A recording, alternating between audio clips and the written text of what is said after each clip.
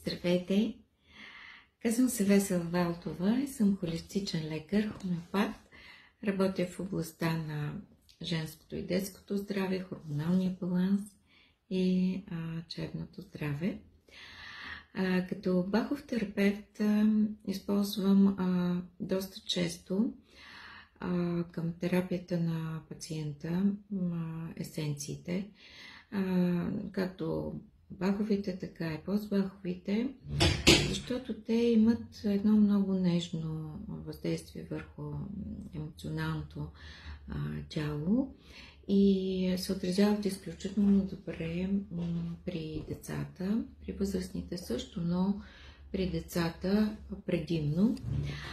Те са много чисти, нямат още наслагвания, които при възрастните са на лице. Темата днес е как да направим така, че хем да отстояваме своите позиции, но едновременно с това да управляваме гнева си, да оставаме мили и спокойни. Защото гневът наистина е една естествена емоция. Тя понякога е много градивна емоция, но изразена по неподходящ начин може да доведе до едни катастрофални резултати и в повечето случаи, когато гневът е на предна линия, реално нямаме никакви резултати. Така че как да направим така, че едновременно да сме спокойни, но и да не губим позициите си. На първо място трябва първоначално да се фокусираме върху другите. Добронамерено да поставим човека в центъра и да чуем какво иска той да ни каже.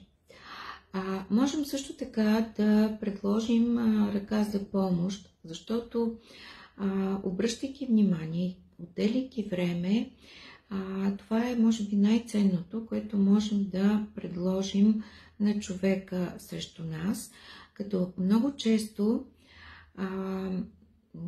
гневът е начин, отсреща, ако има гняв, това е начин човекът да поиска помощ, но той не знае как да го каже. Нашето присъствие като един слушател е изключително ценно, но за съжаление много рядко явление в последно време, защото когато отсреща има човек, който ни дразни с нещо или по гневен начин се обръща към нас, ние усещаме нормалната реакция наистина да проявим гняв. Но ако направим нещо добро, нещо положително, защото ние можем да го направим, да направим включително някакъв комплимент или да кажем нещо хубаво на човек отсреща, въпреки че той е ядосан, може да направи нещата, да обърне нещата много бързо и много по-лесно. Опитайте, помага наистина. Друго нещо, което можем да направим, е поддържането на връзка. Това, че няма извинения за това, примерно, че не поддържаме връзка с семейството си или с приятелите си. Живеем в век на комуникацията и това имаме безкрайни възможности да общуваме, а много често това е източник на обида, това е източник на гняв от страна на нашите роднини или приятели, така че поддържането на нормални комуникации и особено обаждането или личната среща с някой би могло да бъде един много елегантен начин да избегнем негативните емоции. Също така, предварителната настройка, че ще се случи нещо лошо или очакването да се случи нещо лошо. Това да тръгнем с такава настройка също не е окей. Тоест да имаме положителна настройка, да сме оптимисти, реалисти.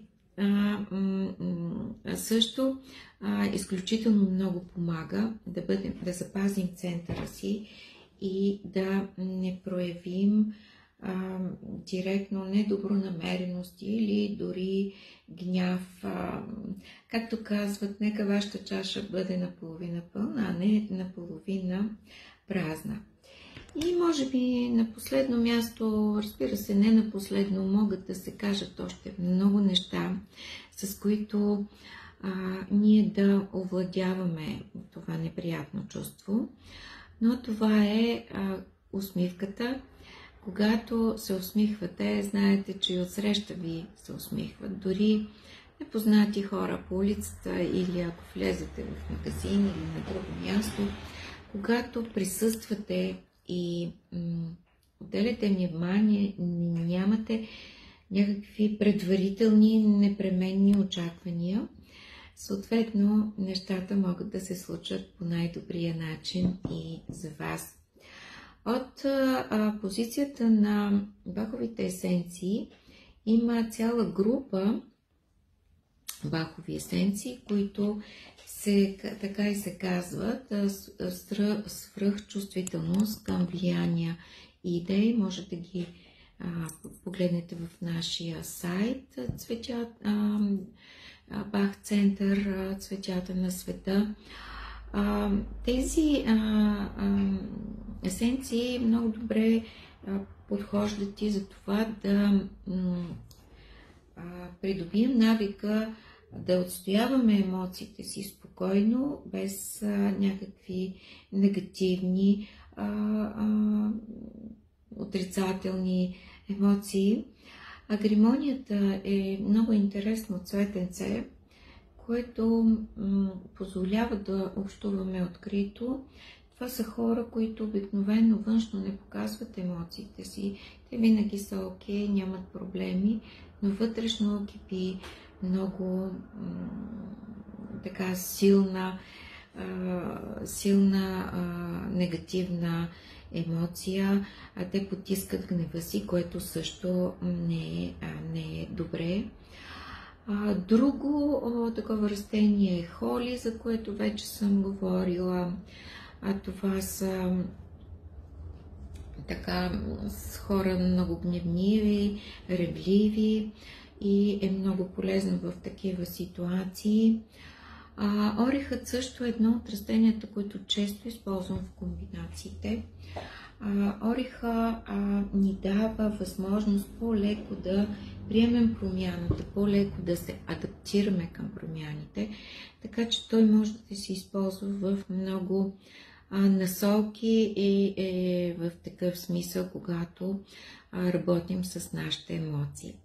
Бъдете здрави, споделете това видео, ако смятате, че ще бъде полезно на вас, на ваши близки, приятели.